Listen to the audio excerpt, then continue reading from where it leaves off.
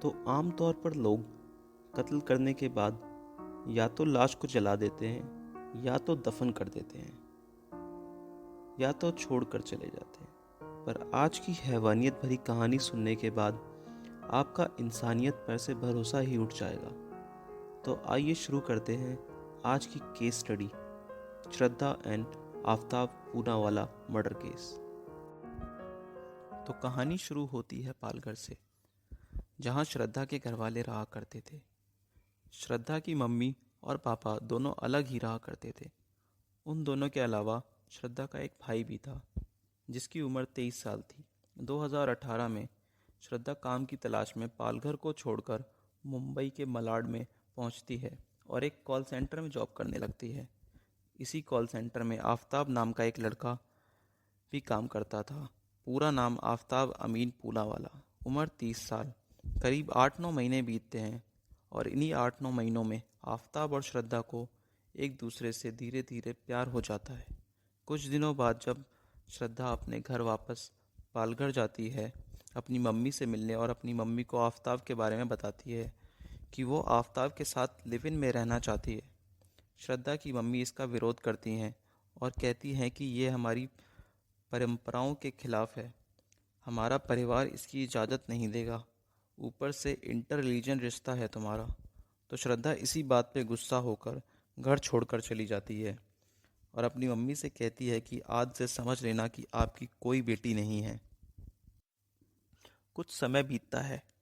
श्रद्धा की माँ कुछ समय तक श्रद्धा से गुस्सा रहती है और बाद में दोबारा समझाने की कोशिश करती है, पर श्रद्धा नहीं मानती और आफ्ताब के साथ ही रहती है।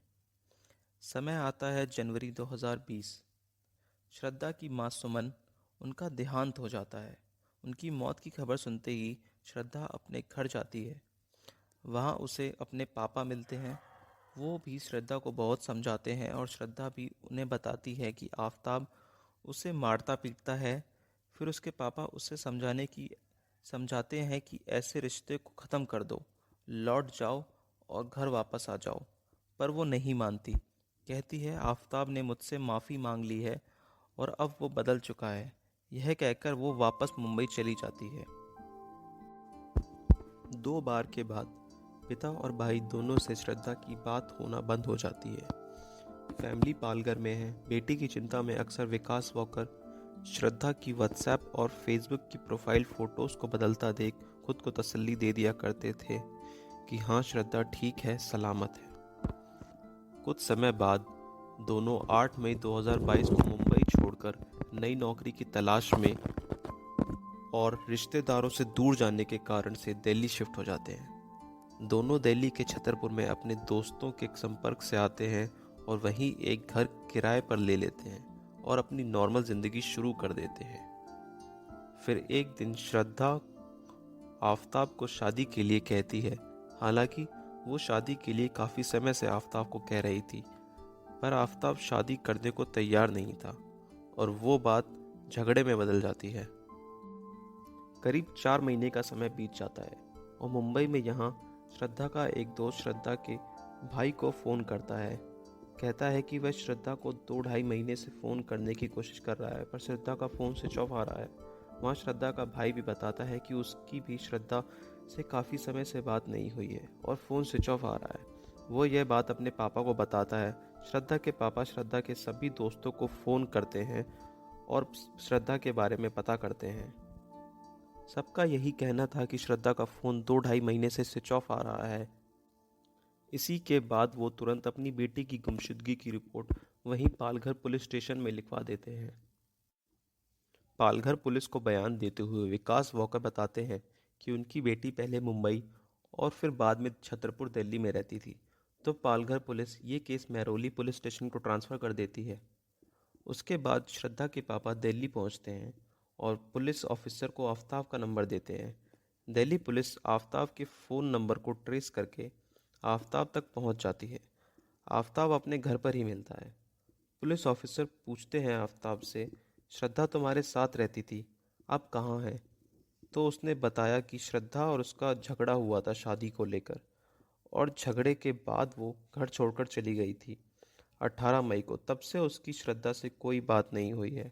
उसने पुलिस को बताया कि उसने श्रद्धा को काफ़ी कॉल्स भी की, पर उसका फ़ोन स्विच ऑफ आ रहा था। पर जब पुलिस ऑफिसर ने आफ़ताब का फ़ोन चेक किया तो उसने श्रद्धा को कोई भी कॉल नहीं की थी 18 मई के बाद। बार बार झूठ बोलने के कारण पुलिस आफ़ताब को पुलिस स्टेशन ले जाती है और अच्छे से पूछताछ करती है। कुछ देर पूछताछ करने के बाद आफ़ताब ने एक ऐसी कहानी बताई जो 135 करोड़ की इस आबादी वाले देश को झंझोर के रख देती है। ना ऐसी कहानी पहले कभी किसी ने सुनी, ना सुनाई गई। उसने जो कहानी सुनाई वो यह है कि दिल्ली आए हुए 10 दिन हो चुके थे। उसने एक किराए का घर ले लिया था। 18 मई की रात आफ़ताब का श्रद्धा के साथ एक झगड़ा हुआ। शादी को लेकर फिर बात काफ़ी आगे बढ़ गई। आफ़ताब को गुस्सा आया तो उसने श्रद्धा का गला पकड़ लिया और तब तक दबाता रहा जब तक उसकी सांसें टूट नहीं गईं और श्रद्धा वहीं मर जाती है। कत्ल करने के बाद आफ़ताब उसी कमरे में बैठा रहा और थोड़ी देर बाद सो जाता है। अगले दिन सुबह उठकर आफ़ताब इलेक्ट्रॉनिक शॉप से एक बड़ा सा फ्रिज, दूसरी दुकान से एक बड़ी सी आरी और तीसरी दुकान से काफ़ी सारी पॉलीथिन्स खरीदता है और घर ले आता है।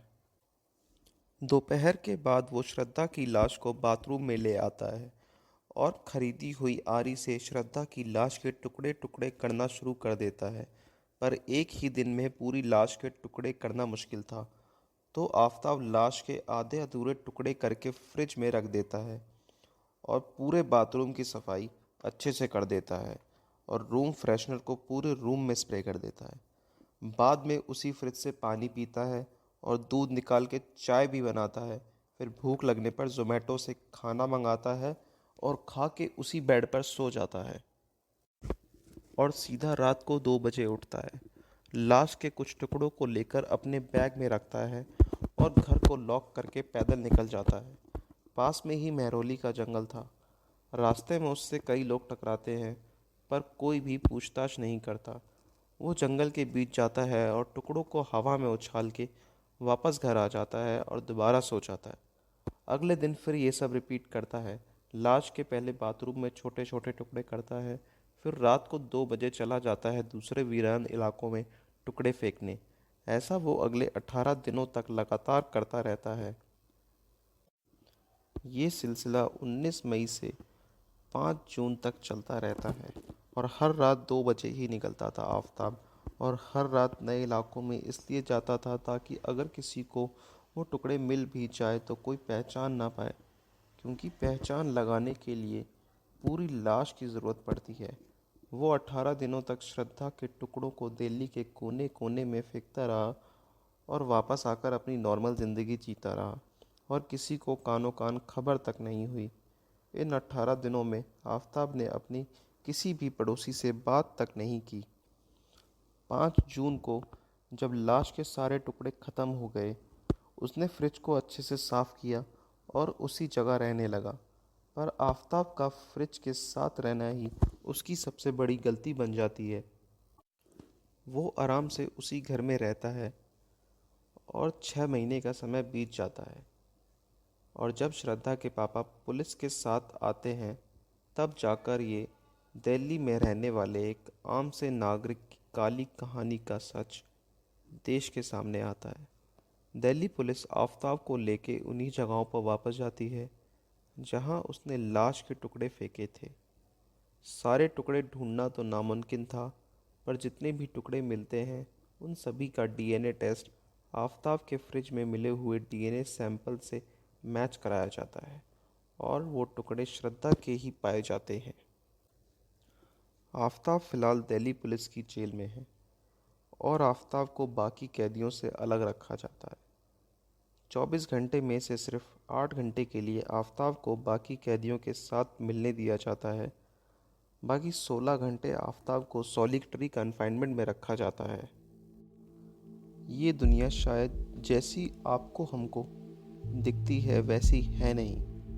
अक्सर प्यार करने वाले ही या जानकार लोग ही अपने लोगों का गला घोट देते हैं। तो ऐसे लोगों से सावधान रहें और खुद का ध्यान रखें। धन्यवाद।